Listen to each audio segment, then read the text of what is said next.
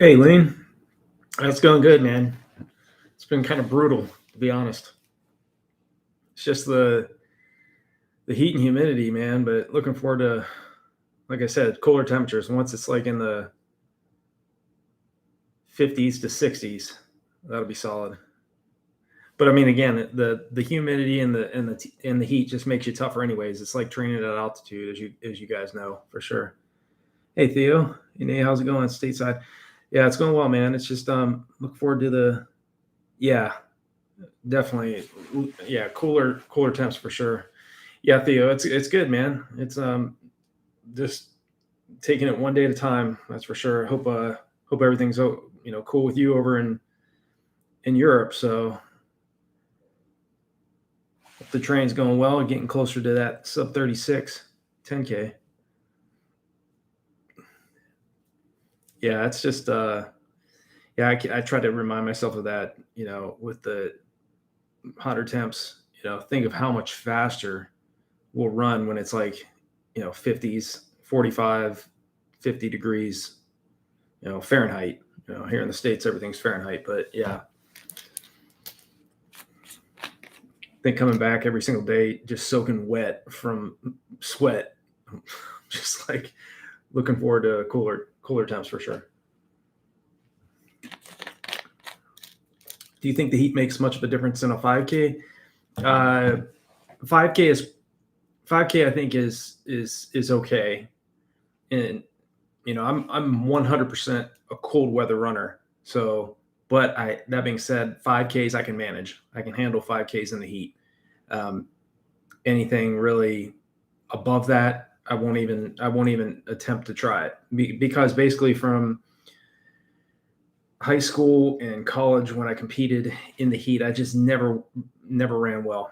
Now I do like to get out there and still do tempo runs and do track workouts in the heat and things like that. But trying to race, yeah, I anything from 5K or from really 5 miles up, I do the best I can just to focus on the training and then focus on planning the races uh, when it's in cooler, fall temperatures, winter temperatures, things like that.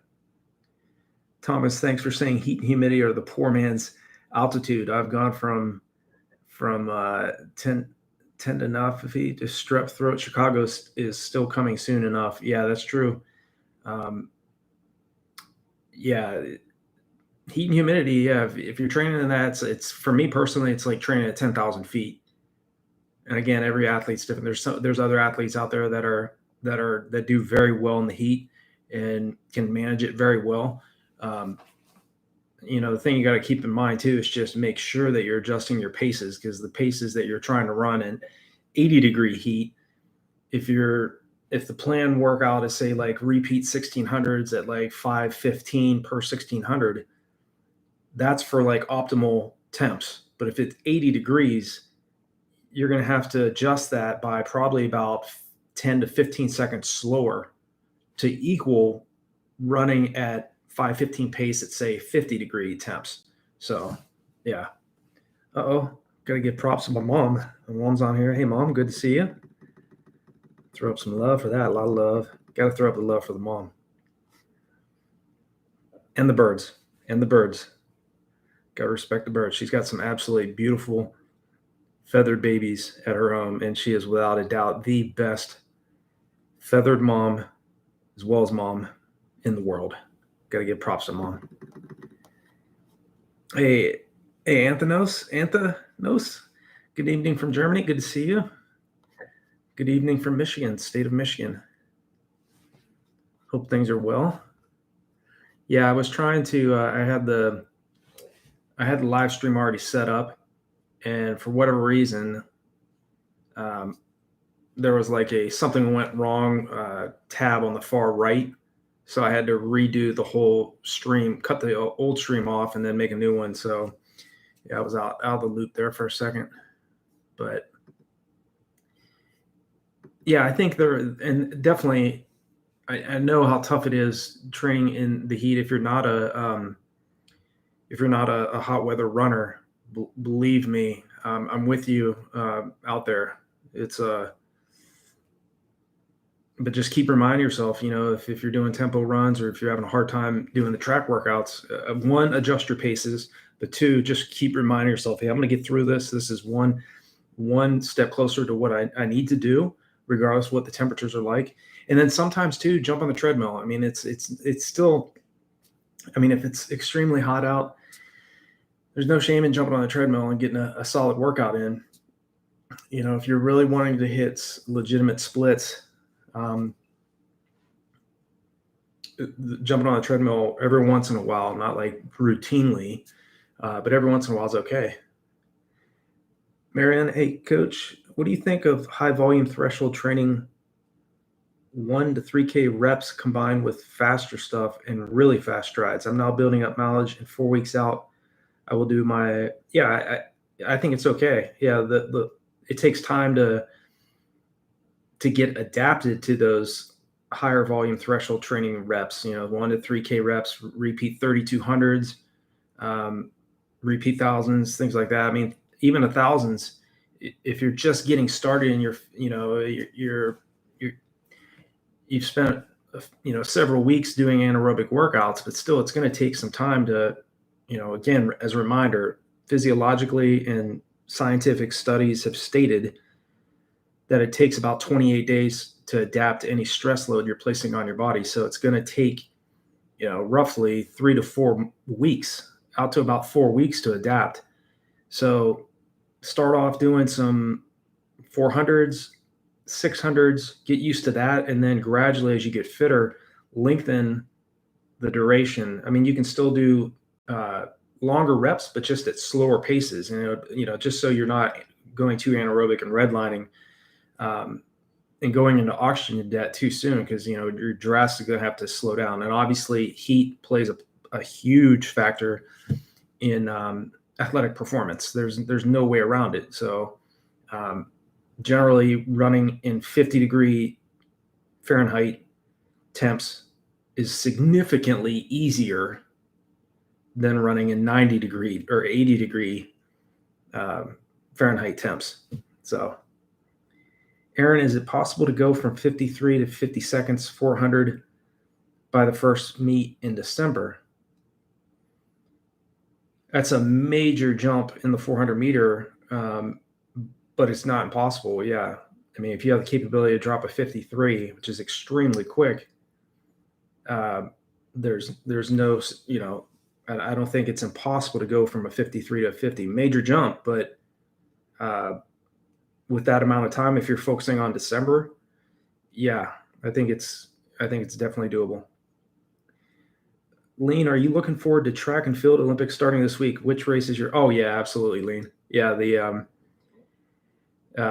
Olympics has been interesting. The opening ceremonies was absolutely hilarious, to say the least. I won't even comment any more on it, but yeah, I am excited for the track sessions, the track races to start. I would say probably favorite event, 1500, seeing Jakob Ingebrigtsen and Josh Kerr and Yard Naguse, seeing those guys compete. I think 1500 is going to be really, all of them really. The 5000 is going to be sick. The 10,000, I'd really like to see Grant Fisher medal. I think he's been working his tail off as every other athlete has. Britain, I mean, respect to you, Theo, and your guys over there in England, man. Britain's got England's got an insane amount of phenomenal runners that I think are really going to do well in the 15 and the 5,000s, especially the 1500 for sure. But yeah, Lean, that's probably 1500 and the 5,000. Yeah, 10,000 I think will be exciting too. Hey, coach, just ran my first. Oh, is that Patrick? Okay, Patrick. Hey, coach, just ran my first 10K race last night and got 45:40. Congrats, Patrick. That's great, man. I've never had to dig that deep in my life. 2-lap course with a huge uphill finish. First 5K up that my hill, my legs were jello. And the second time, I somehow found something and sprinted the finish. I can't wait till I develop base just 4 months into running. That's awesome, Patrick. Yeah, great job, man. Yeah, it's weird because how the body reacts as we're racing and as we're training. a lot of times it's like the first few miles, first, several kilometers of a race or a long run or a workout. Maybe it's a tempo run. All that's that's usually the most difficult at the start. And then you gradually, start to feel better. I mean, you got those ebbs and flows throughout when you're training and racing, but yeah, that's awesome. You ran 45:40. Great job. Oh, hold on just a second. I got our daughter here who needs out of the room. Okay, baby girl. Let's say hi to everybody here. This is the daughter. She wants out of the room, but got to do a cameo. This is Sophie. Say hi, Sophie. Or say meow. Okay. All right, baby girl. Okay. Let's see here. Theo, Nate, you're building Valencia average mileage target to near 100 miles. Any reason for this when your PR was closer to near to 85 miles? Anything to do with shoe tech and better recovery? Yeah, great question, Theo.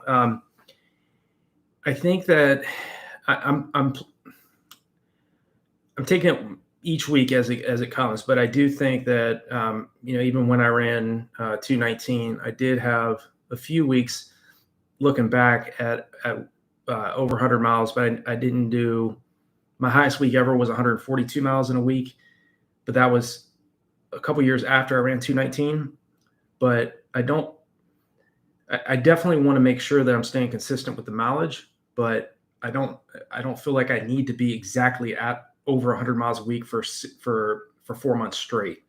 I do want to get gradually build up to that. Even right now, I think I can tell you from experience with my own experience anyways. I know all of you, I'm preaching the choir here, but man, if you're at 70 miles or up, 70 miles or more, you're just about running. You're just, to do that in singles, it's very hard. Obviously doubles, it's much easier, but still when you're running in the 70s or higher, you're pretty much all you're doing is running, especially when you're especially at over 100. But in regards to Valencia, I think that for me to be 100% prepared for that, based off of having some time away, I do need to be very aware of how I'm training, aware of how I feel during the workouts. But I'm gradually getting up to that point, up to closer to I'm in the 70s now. I do want to gradually work to get somewhere about just around, like you said, around 85 to 110, I think max. But I do think that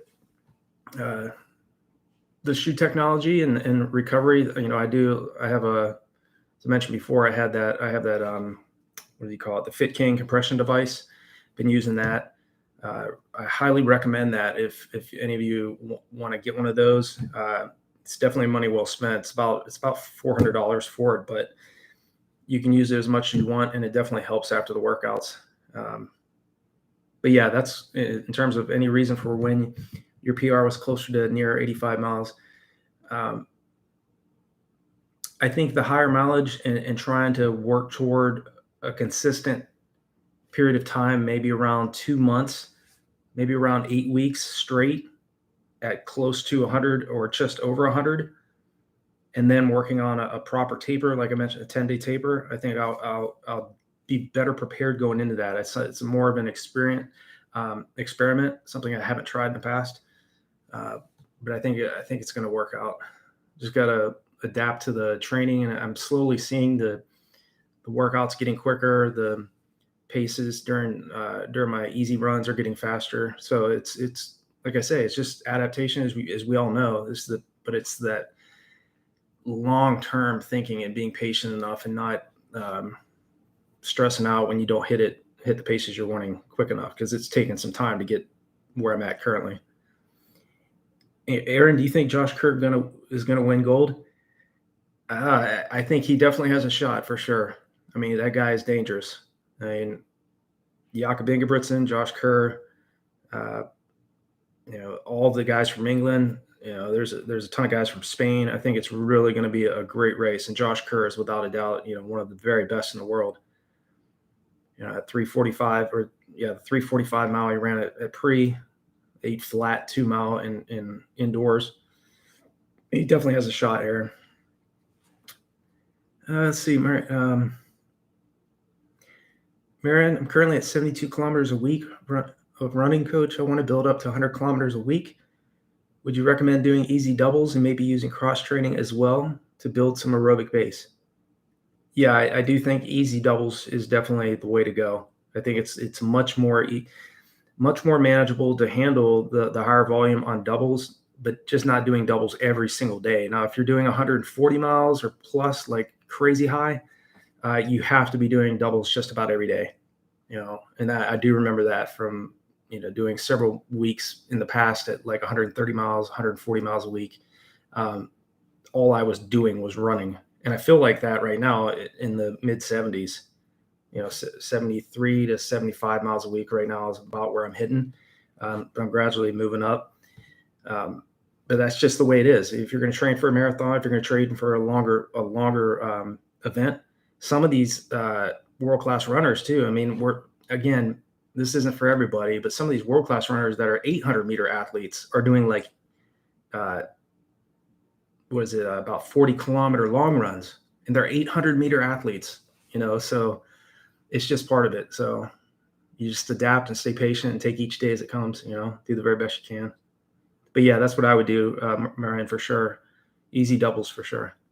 Greg, hey, Nate, started incorporating track workouts into my weekly training, anything between 400-meter to 1 mile repeats.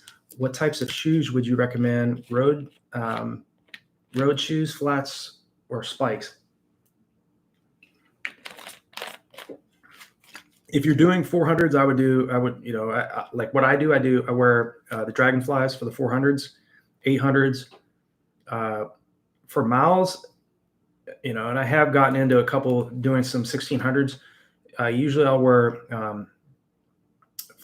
racing flats for that. Not the Alpha Flies, but the, what do you call them? Oh, shoot, I can't think of the name of the shoe. But I wear racing flats for the longer 1 mile reps or 2 mile reps. But for the faster stuff, 200s, 400s, 600s, Ks, yeah, I'd wear spikes. Linnell, I'm trying to break sub 3 in the marathon distance in October. Ran 37:30 and 10K. Yeah, if you ran 37 for a 10K, you're definitely, let's see, I have a 21-kilometer half marathon next month, and we'll look to run 122. What are some key sessions for long runs? Well, based off the times you've dropped, you definitely have the physical fitness to be able to break a sub 3 hour marathon. I think some of and going under 122 for the half would definitely be a great indicator. And it's really around 250 equivalent for a marathon. 122. Let me look that up because I'm curious. See, a 122 half. Let's see what that is equivalent to for a marathon. Yeah, 251. That's what I'm guessing. I was guessing about 250. So, I mean, going out after 122, solid.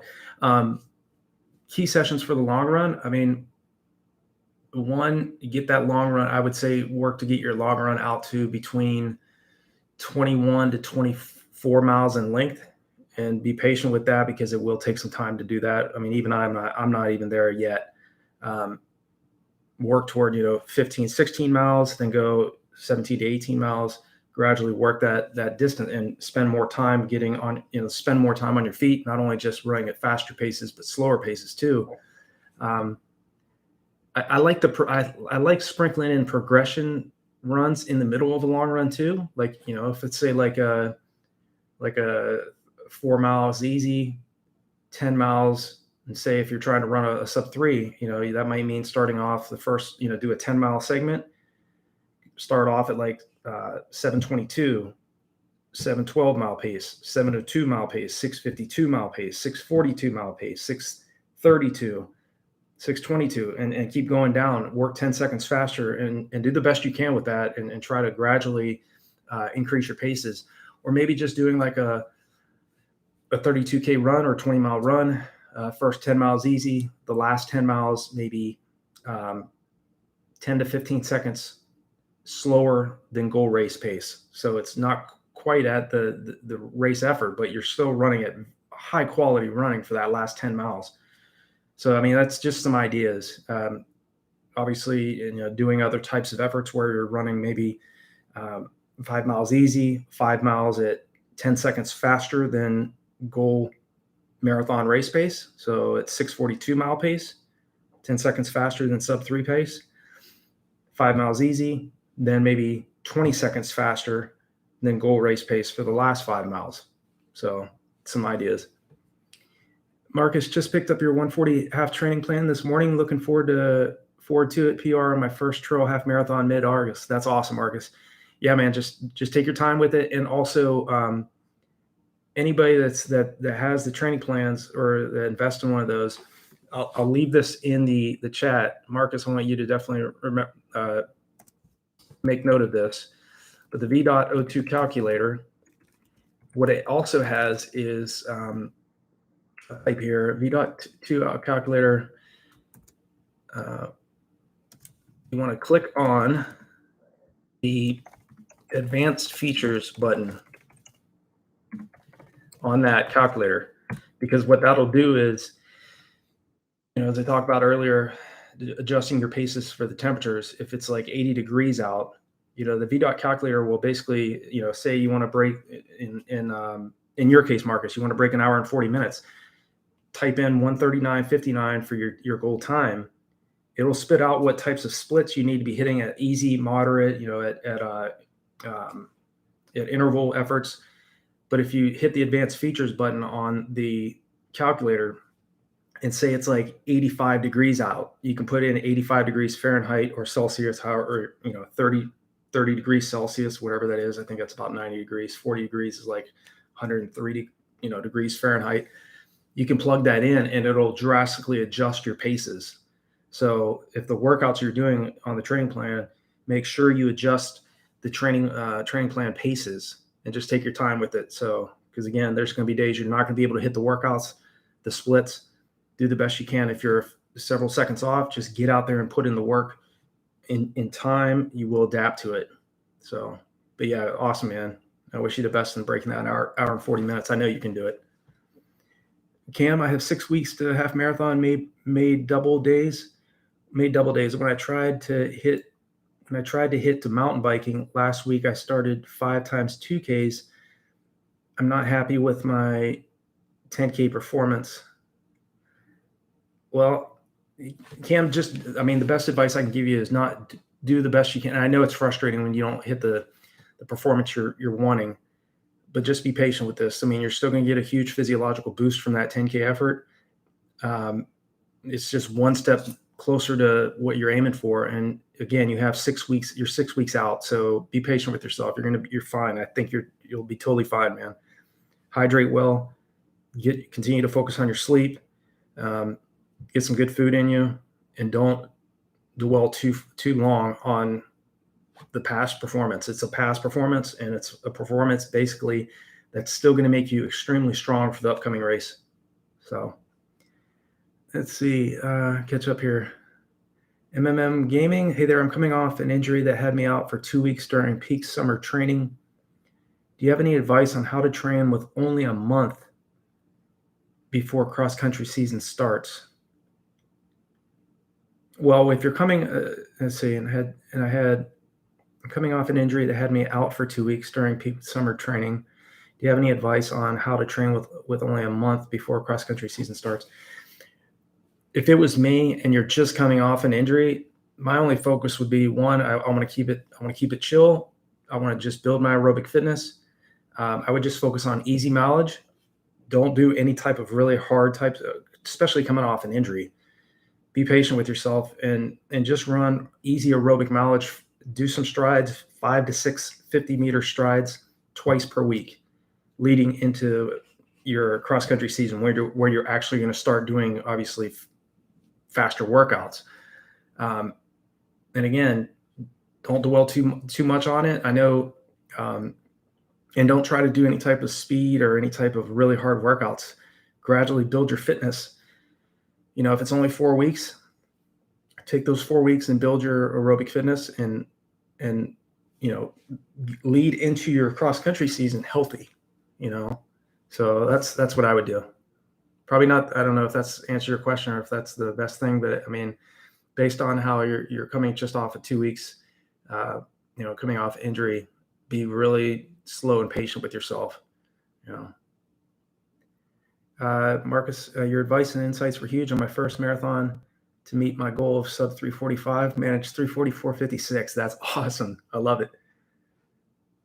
Yeah, that's great. When I hear somebody that, if you're trying to go after a tough time, I mean, regardless of what the time is, 8 hours, 7 hours, I mean, whatever it is, when somebody meets their goal and surpasses it, that fires me up. That's good stuff, Marcus. Jonathan, hey coach, I currently have 41-minute PR on 10K. Do you think a 3:10 marathon on a flat course would be possible with 8 months of solid training? Yeah, I do. I want to look that up here. 41 minutes for 10K. Let's see, 41 minutes for 10K. That's equivalent to a 3:09:16 marathon. So yes, it is. It's definitely possible. And 8 months is definitely an adequate time frame to really get ready for that. If it's, again, I think I'll always preach a longer buildup is better. This training for Valencia, literally, I started training for this race in November of last year. So in some cases, just based off of where the athlete's coming from, if you've been away from the sport, I have been for several years. I think a long, 8 months to a year is solid. If you're regularly racing, and you're staying in race shape generally for several years, then a 4 week or 4 month to 6 month block of training, I think really works well. Especially a longer 5 to 6 months is optimal for the marathon. But if you're going after a time that quick, giving yourself plenty of time to really prepare well, 8 months, yes, I definitely think you can do it.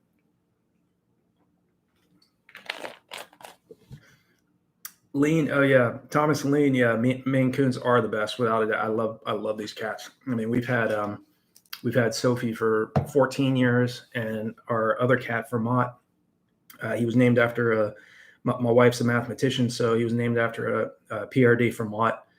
And Firm is 16, a little over 16, and they are just the most amazing kids, without a doubt. Marin, do you also do strength training in your build-up to Valencia to support the high mileage? Mainly what I'm doing is, just push-ups, sit-ups, planks, crunches. And doing a lot of doing hills and running over hillier terrain. That's really the main focus for me anyways. Over the years, that's practically what I've done. I mean, I have gotten in the gym in the past too. But mainly I just want to make sure I'm staying strong, my upper body's strong, core muscles, to complement the training that I'm doing. And I don't think, I'm retired military, so I spent about just over 20 years of active duty in the U.S. Army, and I don't think I would be able to handle running 70 plus miles a week if I was working a full-time job like what I do now. I run several businesses on my own. So it does allow me the opportunity to train on my own hours.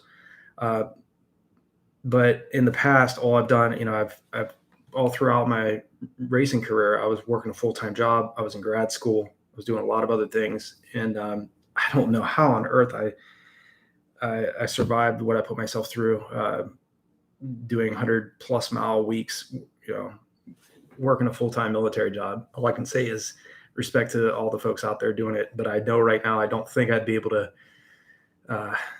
maybe I would. I'd have to get myself really mentally ready if I was working a full-time regular job and be able to handle doing all the other stuff.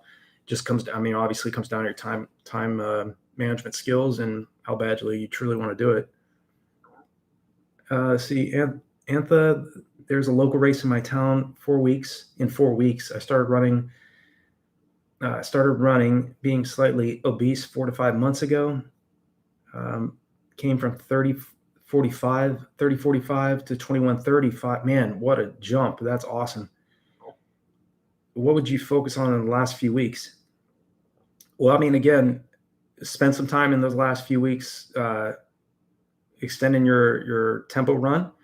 You can extend that tempo run out to closer to 10K. Again, running double the distance of your, not running at goal race pace, obviously for 10K, but if you can branch that 10K, that tempo run out to 10K and doubling the distance, that will really help you psychologically, because you already know, I mean, what's 5K? I've done 10K tempo runs in the, leading into this, but what you're doing is already working. I mean, you've dropped a massive amount of time, to go basically drop almost 10 minutes off of your 5K time. That's phenomenal. And I don't think that you need to make major jumps or major changes in what you're doing, but just make sure you're definitely paying attention to your hydration throughout the week, because nutrition and hydration, I cannot stress it enough. In next week's videos, I touch pretty heavily on this. It's so vital. If you're during your long runs, if you can find, like in my case, my long run, I have a 6-mile loop, and I do repeat loops around the 6-mile loop. And I can situate bottles and water around that loop. So do the best you can to find a loop or just drop water bottles out, every 3 to 5 kilometers during your long run. Pay attention to your hydration and keep working on your speed. Try to maybe spend some time running at like 19:30 5K race pace for maybe some 600s or maybe some Ks on the track. And that'll continue to help you to work on your speed, work on your endurance, and even improve more. But I think what you're doing is awesome. You're already making major jumps. So let's see, there's a 60-year-old woman at Lee's local park who ran a 1918 5K yesterday. That is insane. Wow. 1918 and she's 60. Yeah, there's some machines out there, females and males. It just blows me away what they're doing. Patrick, make sure to like the stream. Only showing 3 likes and 28 watching. Hey, I appreciate that, Patrick. Yeah, if you can, everybody, it's simple. Just gonna hit the like button up there if you want to. But yeah, definitely greatly appreciated. A lot of people, they don't mean to not do it, but it's just, sometimes it's if hitting likes, and that definitely helps with the YouTube algorithm for sure. So definitely appreciate that. Yeah. Chris R, do you offer one-on-one coaching? I have specific questions about my training that I cannot find answers to. If so, how much? Yes, I do, Chris. If you go on RunDreamAchieve.com, click on coaching. I do have monthly coaching at $57 a month, and also for professional coaching if you want customized training. And I think what I'll probably do is I'll make another video on that. But the customized training is $179 a month. We basically, it's a month to month. You can cancel at any time. I make training plans, customized training plans specifically for where the athlete is currently at. So yeah, but if you go on RunDreamAchieve and click on coaching, there's more information on there for you. So yeah, absolutely.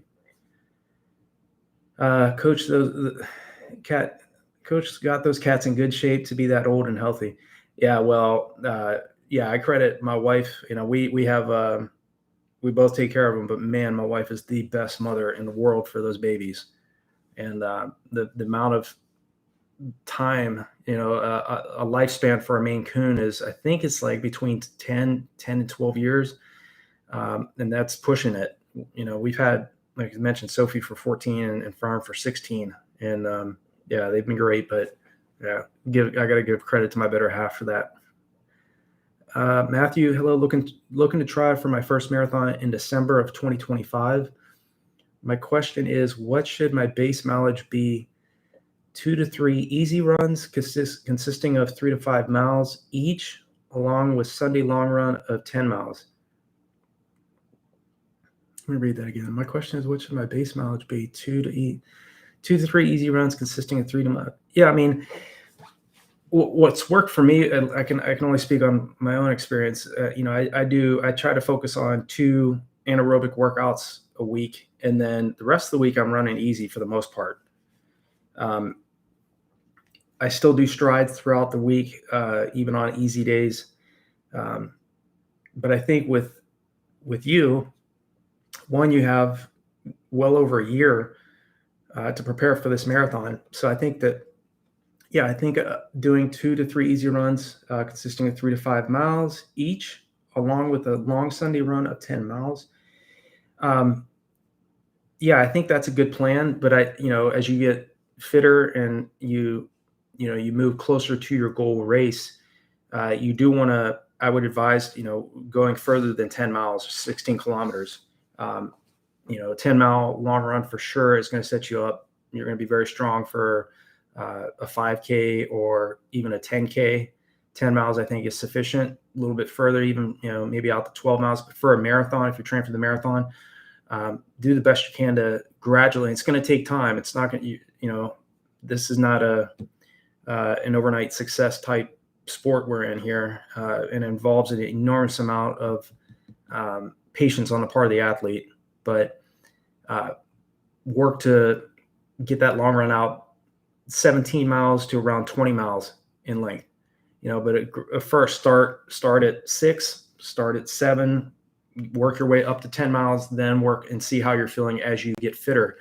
And the good thing is, again, you'll have plenty of time to work yourself into that type of fitness. But I think that's a good plan, what you have here.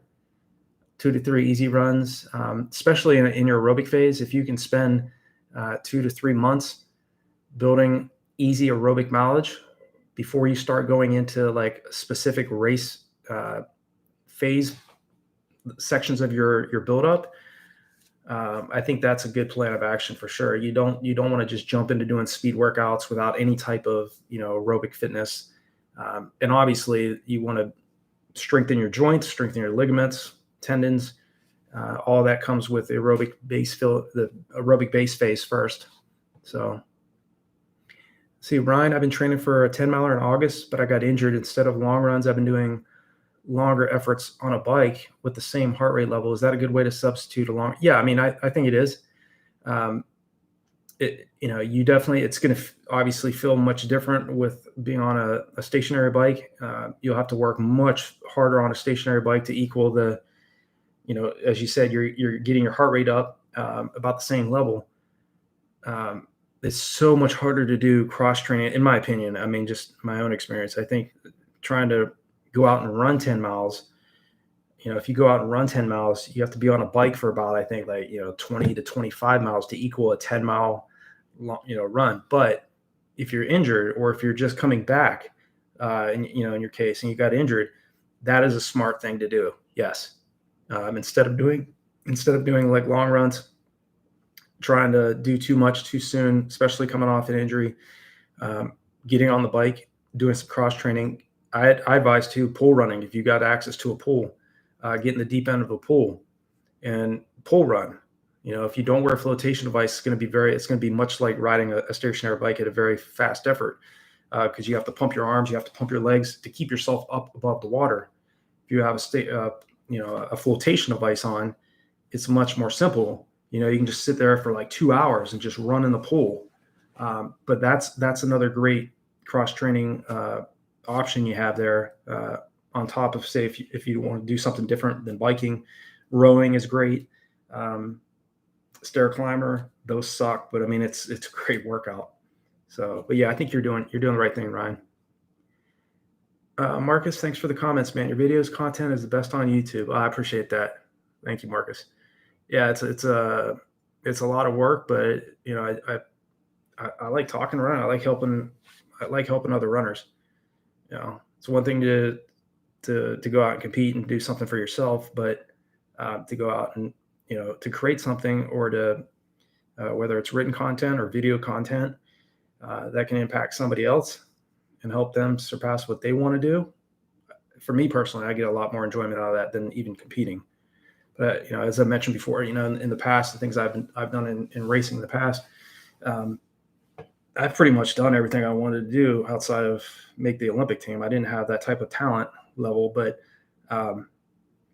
running Valencia is more so just to see what I can do after about a decade away from running marathons, one, and two is to see if I can run at the world level as a masters runner. And if I can't make the cut, which I need 242 flat or faster to qualify for the World 2025 World Masters Marathon Championships, then that's okay too. I mean, if I go out there and I run like a 305 or I run a 310, I mean, it's been 11 years at that point by the time I run Valencia since I've run a marathon. I think I can go faster than 3 hours. I think I could go faster than a 305, but if it happens and I run at slower pace, I ran 219. I did the things I wanted to do in the past. Now it's more of just a personal challenge to see what I can do. So, but yeah, I appreciate the support, Marcus. That, definitely means a lot. Mario, during base training, when trying to improve lactate threshold, I will have 3 easy runs, a 6-mile tempo run, and a long run every week. I'm wondering what my third sessions should be. 3 easy runs, a 6-mile tempo run. A third session could be, if you're in the place of just alternate, like the following week, instead of doing a 6-mile tempo run, you did a 6-mile tempo run one week. The following week, maybe try to do a double threshold training day. Maybe like doing 10 100-meter hill reps in the morning, and then maybe 10 200s or 10 300s in the evening at threshold effort, and do that for that week. If you're trying to do, and you're mentioning a third session. So, okay. So you're trying to add in, it could just be, some form of track session, repeat 300s on the track, repeat thousands, do a tempo run, and then your long run, repeat 400s. I like doing those as well. And like I mentioned, your third session you could just do like a moderate hillier type run, and then do your 6-mile tempo run and your long run.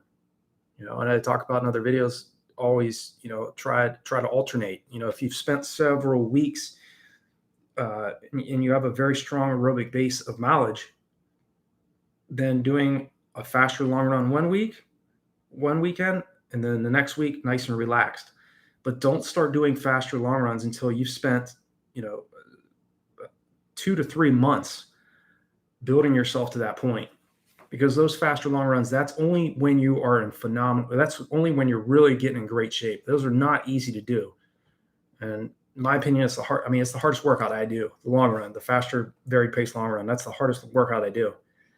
But I don't just jump into that. It takes usually several months before I even think about start doing those types of workouts. So yeah, you're welcome, Anthony. Anthenos, I hope I'm saying that right. Lean nearly broke the world record.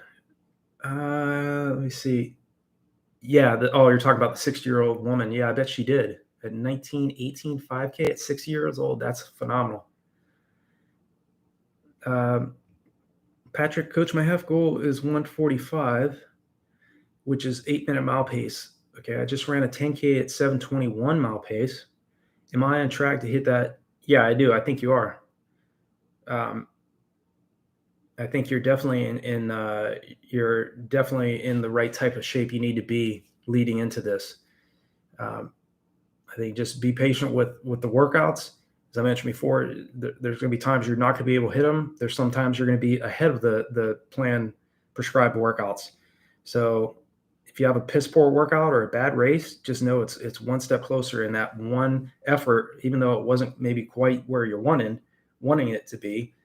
whether it was a race or and not just you in general, Patrick, just in general for athletes listening.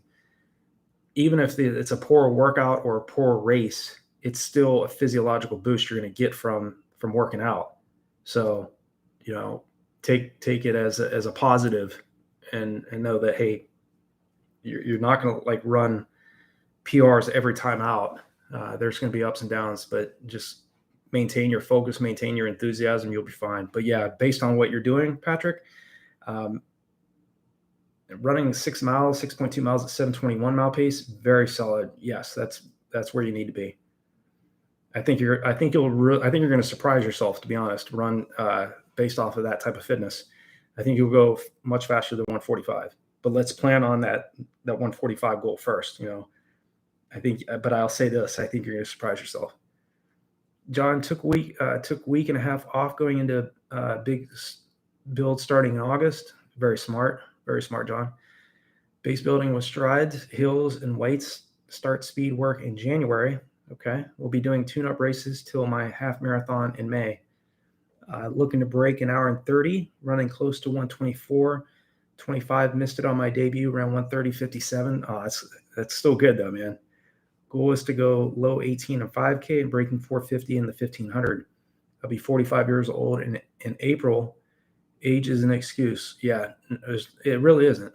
I mean, we're in a sport where if you still love it and you still enjoy it, yeah, we're in a sport where you can still run very, very fast times. I mean, Lean mentioned it earlier, man. The 60-year-old female running a 19:18 5K. John's 45, dropping some very, very competitive times himself. So, a lot of athletes out there in their 20s and 30s that are, man, I'm getting too old for this stuff. Find your purpose. If you still enjoy it, still love doing it, why not? Just keep going. Let's see. Oh, okay. Run, Mike, run. Finally got the Fit King. Definitely worth the investment. Yes. Great to hear it, Mike. Yeah, that is definitely money well spent. I mean, huge recovery using those things, especially after long runs. Man, I come back, I'm just fried, But again, it's hot weather temps in the summer months. I'm doing 15, 17 mile long runs, and gradually those are going to get out to around 23, 24 miles in length. But using those, yeah, kudos to you, Run, Mike, run. It's awesome. Alex, hello. I recently ran a 5:14 full mile. Nice work, Alex. Awesome. In a time trial, I've been struggling to find out my 5K race pace and threshold pace. Do you have any recommendation to find out? Yeah, I would. Let me see. Give me a second here. 5:14 mile. Your threshold pace. Threshold pace for a 5:14 miler is 6:12, and this is per the V.02 calculator. Threshold is 6:12 mile pace or 3:51 kilometer pace.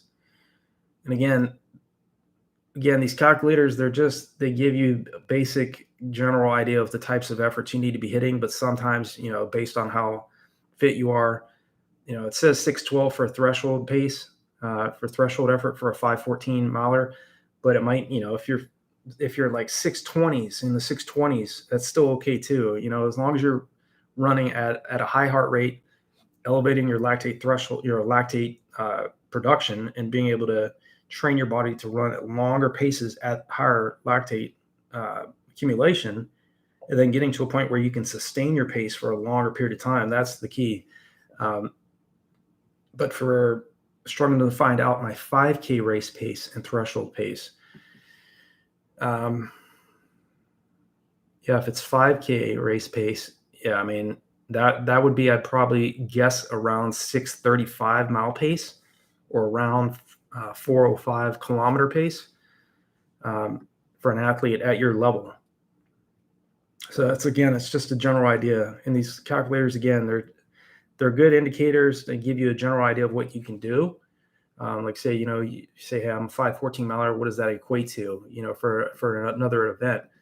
For a 5:14 miler, I mean, it equates to 11:12 2 mile, a 17:58 5K, 37:15 for 10K, 1:22:25 for a half marathon, and 2:52:09 for a marathon. So again, it just gives you the basic equivalent. Obviously, drastic differences between a 5:14 or a mile on the track or on the roads and a marathon, but it gives you an idea of what you're capable of. So, let's see, Patrick, when you qualify for Masters at Valencia, you got to say they wrote me off. I didn't write, but I didn't write back. I like that. That's cool. Yeah. Thanks, Coach. I'm pumped and going to look in the training next 11 weeks. No more races. Yeah, I think there are a lot of runners out there. Really, they don't run any races leading into a major race. I mean, it's okay to jump in one or two, but if you're not feeling a race, then just in the place of a race, do a tempo effort, do a tempo race or a tempo run, or do a hard track workout to really stress yourself in the place of jumping in a race. Of course, getting in a race and running with some other athletes, I think will be, is good to get outside your comfort zone and obviously have some other athletes to pull you to a fast time. But yeah, Coach, I'll have to say they wrote me off, but I didn't write back. Okay. Yeah. Well, like I said, I'm just taking it one day at a time. Even to get over 70 miles a week right now, it's been a challenge, but again, it's a good thing. Trying to get outside your comfort zone and do something difficult. As long as you, again, as I mentioned before, as long as you enjoy what you're doing and you can find some sense of excitement or some form of purpose for what you're doing, then why not keep doing it? But I do know for me personally, I will definitely not be racing any all out efforts after the age of 50. For me, I turn 48 next month, and I think between 48 max 49, I'll probably run maybe another year to maybe another marathon next year in 2025. Obviously, if I qualify, go to the World Championships, that would be awesome to be able to compete with some of the best in the world at the Masters level. That's really the last type, I guess, goal, obviously. And I know to win the World Championships as a Masters runner, I would probably need it in the 220s for sure. Yeah, because last year, the winner that ran it, the winner that won the World Championships in 2023 is from Canada, and he ran 225, like 225.51 to win the championships. So I do know it'd be 220s to 230s range to win, but again, not impossible. Nathaniel, what do you do when you're not making progress? Yeah, it's a great question. I think you need to reassess. If you're not making progress, find out what's causing that, or has your buildup been too long? Have you been pushing yourself in training for too long? Have you really, a lot of times it's just, you need a break.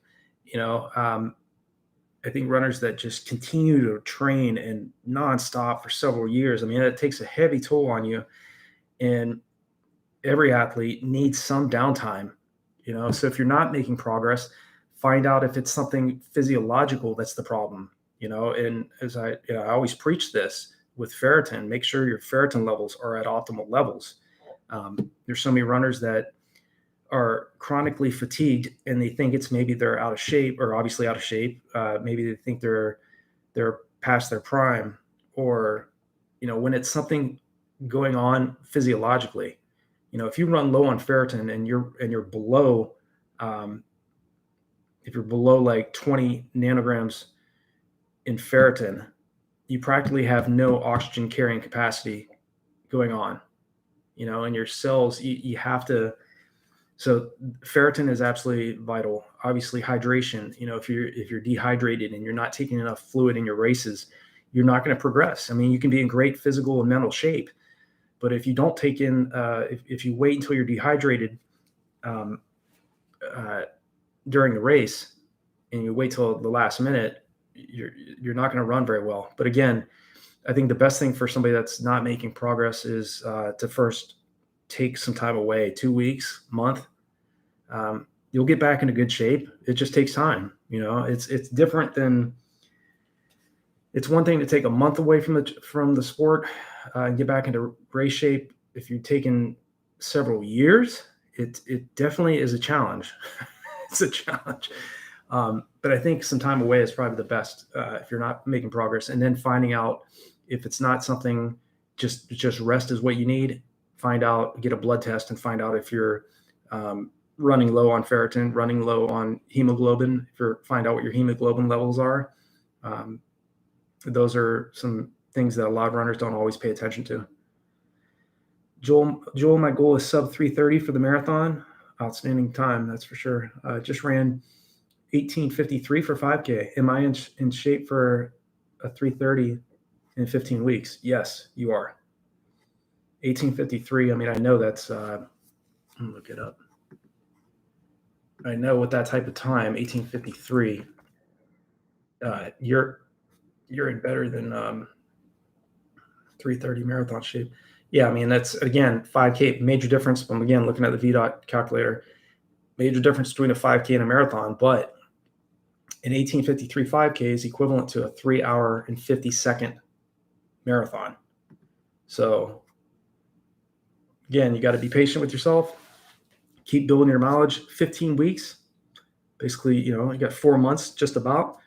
By the time you run it, it's going to be, fall temperatures, much cooler. That's the way to do it, and again, kudos and respect to the athletes out there running marathons and half marathons right now. I was even considering maybe running a 10-miler in August. And again, it's just going to be dependent on, for me, it's going to be dependent on what the temperatures are. Because if it's not in the high 50s degrees Fahrenheit, I won't run it. I'll do a 5 to 10 mile tempo run in the place of that.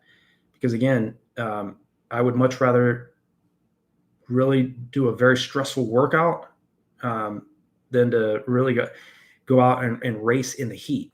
Again, workouts in the heat, I'm fine with that. But I think if I'm going to go into a race, I want to make sure that the weather is reasonable, to really run fast. And again, there's times where just getting out there and competing, regardless of what the temperatures, it's a good thing. I've competed in different types of temperatures too. But again, some athletes are much better in the heat than others. So, Stefan, can you talk about MAF versus effort? My heart rate is naturally high. So heart rate training at MAF isn't possible. At MAF numbers isn't possible. Doing effort-based easy runs there, that seems to work. I'm new 4-hour 26 marathoner, 51 years, max 195. Yeah, I think, Stefan, that a lot of times we do get wrapped up in heart rate training, and I think that going off of feel in the workouts is really more important at times, for sure. The heart rate trainer, or heart rate using a GPS to heart rate training, it has its pros, but there's cons to that too. Going off of how you're really feeling I think is more important. And especially if you're doing higher volume too. I mean, again, make sure you pay attention to what your resting heart rate is in the morning. Every morning, write down your resting heart rate and find out, is over a longer period of time, say like 4-week block of training. If your resting heart rate is, say, normally 40 beats per minute in the morning, and it's like 50 to 52 beats per minute, then, I would, instead of, if you had a track workout plan for that day, I would either jog or take the day off. And again, I think, again, it goes back to how you're feeling. So I do think that as you prepare for your races, Stefan, that, really focusing on your how you feel is the way to go. And I think and congrats to running 4:26. That's very tough time. 51 years young. It's awesome, man. I respect you, man. I mean, I'm 47, and the guys out there and gals out there that are training, put it in the work, that are over 50, hats off to y'all. Because I think after Yeah, I think after 50, probably 50 is my cutoff for racing, anyways. But again, every athlete's different what they want to do. But for me, this is Valencia, and then going into 2025, when I'll eventually turn 49 in 20 August of 2025. I think that's about it for me. I mean, after that, I think I'll just jog for fitness and continue to obviously make videos, continue to help other athletes. But yeah. Thanks. Read Up Caveman. Thanks for the chat, super chat. Appreciate that. Great content. Go listen through my Missoula marathon training block. I hit my goal of sub 5. Yes. Next goal, Boston qualifier. How many years you think? 39 mil, 189 pounds. Well, congrats, man. Congrats on getting the sub 5 for sure. I think you can get a Boston qualifier. I mean, really, 6 months, man. Focus on a 6-month block. Now that you've gotten under 5 hours, I don't know what exactly the time standard is for 39 age group, but it's you can drop in this event, obviously, as you all know, in the marathon, you can drop over an hour. I mean, you could drop several minutes, 30 minutes, 20-minute segments in one training block if you do it right. So, congrats to you. I think that definitely, it could be 6 months. It could be a year. I think really, especially with the marathon, even if you haven't been away from the sport for several years, I think 6 months to a year is the way to go with these longer races, because you're not rushing yourself. You're gradually building your endurance, gradually building your volume back up. If you planned on, say, doing like an 8-mile tempo run and you couldn't, and you get through like 3 or 4 miles of it and you're shot at the end, then you're like, it's not like you had like a 12-week block of training and you're just bummed out. Like, man, I don't know if I can get in this type of shape in a matter of 3 months. If you're thinking 6 months to a year, it's just like the stress isn't as heavy on the athlete. You know what I mean? So, yeah, Read Up Caveman, again, appreciate the support, and congrats on breaking five hours for the marathon. Next goal would definitely get that Boston qualifier. And as I mentioned, you can get a qualifier in a matter of 6 months, maybe a year. Just be patient with yourself and continue to work on that goal pace that you need to get that Boston qualifying time. Let's see here. Theo, Nate, any idea what Brock's goals are for next season? Does he plan to change up anything or just keep with the same outlook and progression? Right now, he's out in Colorado with training with a bunch of his teammates, and yeah, he's really excited about this year. I know he's been talking about breaking 4 minutes for 1,500 meters, which I think he'll absolutely destroy that. Last year, he ran 4:01 in the 1,500. He ran 14:51 for 5,000, 32:25 for 10,000 on the track. And I know last year he was talking about getting under around 14:10, 14:20 for 5,000 meters this year. So, yeah, he's fired up. I mean, yeah, I think one, he has the excitement for what he's doing, and he's got a great group of guys that he's training with right now too. Excited to see him out in Colorado too, because I mean, I lived out there. My wife and I lived out in Colorado Springs for several years and did a lot of training out there. So, and he's been sending me pictures too of him and his teammates training. He's putting in the work, and yeah, I think he's a complete animal. Again, the guy is dangerous. Obviously, with him being my nephew, I couldn't be more proud of him, not just because he's running fast. I mean, he's obviously a great kid, doing very well in school, just got engaged as well. So, he's happy, which is most important, and he's healthy. But yeah, Theo, I think he's really going to be dangerous this year. I think he'll, I don't place any limits on that kid, as long as he keeps enjoying what he's doing and he finds excitement for the sport, which he's obviously displaying that. I could see him going down very low 4s in the mile, maybe like 4:02, 4:05 for the mile eventually, maybe breaking 4 minutes in the future. And then the longer races, I think he's even more suited for like the marathon and half marathon, these longer races, because he's so strong the further he goes out. So And thanks for asking too about him, Theo. I appreciate that. Swoosh Cola. Hey, coach, what type of speed workouts would you recommend for a sub 16 5K athlete, and how much mileage should I be hitting? I think with the 5K, I mean, what's nice about the 5K is you don't really have to do a ton of mileage for that. I mean, I think if you stay consistent mileage between 30 to 50 miles a week, and really focus on your speed. Obviously, with the 5K, doing I like doing 4 to 6 1 mile or 1,600 meter reps on the track. Another types of workouts I really like doing is training for the 5K is 16 400s down at like 3K race pace. So again, you're running significantly faster than sub 16 5K race pace, and then just continuing to work on consistent volume. I mean, that's the type of workouts I've really focused on in the past. Repeat 300s, repeat Ks. I like doing those. 10 times 1K reps. That's a longer volume type workout, especially for a 5K athlete, because you're doubling the distance of your goal race. So starting off at 3 to 5 1K reps first, and then gradually building up to a point where you can do 10 1K reps. Building that volume will definitely make you extremely strong for the 5K. But yeah, and congrats to you going for that type of time. Not a lot of runners can drop a time that quick. Read up caveman. Wow, that's fast, huh? I'm already back to training base and focusing on weight loss to race weight. Awesome. Hell yeah, thanks, coach. Yeah, my pleasure. Okay, Patrick, 32:59 was the Boston qualifying time for 39-year-olds last year. Yeah.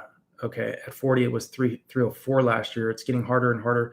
Yeah, it is. It definitely is getting harder to qualify for Boston. Even Chicago, I know they just changed their standards too, and definitely not an easy task to get in some of these races. So, I mean, for the athlete that just broke 5 hours, that's it'll probably take. I would aim for between 1 and 2 years, more toward 2 years. Just be patient with yourself, because it's going to happen. Read up caveman. It'll definitely happen. You're in the 4s now, dropping down to 2:59 for. And again, as you get older too, that adjusts. It'll adjust the times as well. So, if you get into the next age bracket, that'll get you even closer. And get obviously you'll be a little bit older, but the time standards will be a little bit easier, somewhat easier for you. But going from 4s, say like 4:45 right now, wherever you're at currently, to 2:59, massive jump, but it is definitely possible. Let's see. Aaron, from an aerobic fitness standpoint, would you recommend running 8 miles 3 days a week, 6 miles 4 days a week, or 4 miles 6 days a week? For me personally, I like running 6 days. I'm running basically 7 days a week right now, but I spent several months running between 4 and 6 days a week. So again, I think it just depends on the time constraints of the athlete, your overall fitness level. But again, if you want to run 6 days a week, doing 4 miles 6 days a week, I would start off for sure. If you're not in great shape, run 3 to 4 days a week. Adapt to that, and then as you get fitter, add a few additional days or a couple extra days into your routine. So where you can get to a point where you're running 6 to 7 days a week. The athletes, I think that especially if you're getting closer to like 80 miles a week to 100 plus miles a week, it's pretty hard to do that. I mean, on 5 to 6 days a week. Yeah, you still can, but you got to really put in some heavy volume and then double the runs, like 12 miles in the morning, 5 miles in the evening, so 17 for the day. Next day, 10 miles in the morning, 6 miles in the evening. So it's just, it's much easier to do that on double runs than single runs. And I have done well over 100-mile weeks on single runs 7 days a week. And that's extremely hard because you get the full run done in the morning. Whether it's like 14 miles or 15 miles in the morning, and you have the rest of the day to recover. But getting up the next day and doing the same distance on a single run, very hard to do. But it's much more manageable on those double runs. So I think for aerobic fitness standpoint, let me see, between these ones, you got 8 miles, 3 days a week. Especially if if you've got some fitness, I'd say maybe 8 miles, 3 days a week. Psychologically, you have another 4 days off throughout the week where you can stretch and where you can hydrate well and have some recovery in there. 8 miles, if you're not in great shape and you're just building up, it's still going to feel like a lot of mileage, but it's only 3 days a week. So it's still work, but that's what I would do. If somebody is just getting started and, they're not in great shape, I think the 4 miles, 6 days a week would be a better route, because much less mileage, you're still running more, but it's much easier. It's not as far. So again, it really depends on the overall fitness level of the athlete. JN, hey coach, any advice on traveling during a training block? I find it harder to incorporate faster workouts. Might be hard to find time and/or tracks than easy runs. Yeah, it's it is much more difficult when traveling to manage the workouts. But again, just do the best you can. I mean, the good thing about when you're traveling, you don't necessarily have to find a track. I mean, you can still do, if you have a GPS, obviously, if you can do 400-meter reps on the roads, or you can do repeat miles on the roads in the place of a track workout where as we all know, it's hard enough already to find a high school track in our local areas that are actually open, that you have access to. At least here in the States, it depends on where you live. I mean, I'm fortunate where there is a track that's really close to where we're at that allows access to the community, but that's not always the case. And when you're traveling, it's tough to do that, or just jumping on a treadmill and getting a treadmill run in. So if you're traveling a lot and you're finding it hard to incorporate those faster workouts, and you really would prefer to do it on a track, but you don't have access to that, then just, do your repetitions on, if it's repeat thousands or repeat 800s, do it on the roads or do it on the treadmill. So sometimes you got to just, work it, based on how your schedule is set up, and if you have access to it, a treadmill, you can do that too. Patrick, I just turned 39 last week. I can't wait to turn 40 to put me in a new age bracket. Yeah. Yep. Love the videos. What's your thoughts on easy effort cycling, cross training on rest days? Running 5 days a week now. Okay. I think if it's an easy effort, it's okay. I mean, cross training on rest days, of course, if you feel, again, if you're feeling fatigued, then it's best to rest rather than do the cross training. But I think at least, if you want to stay active, cross training is okay. Cycling, easy cycling.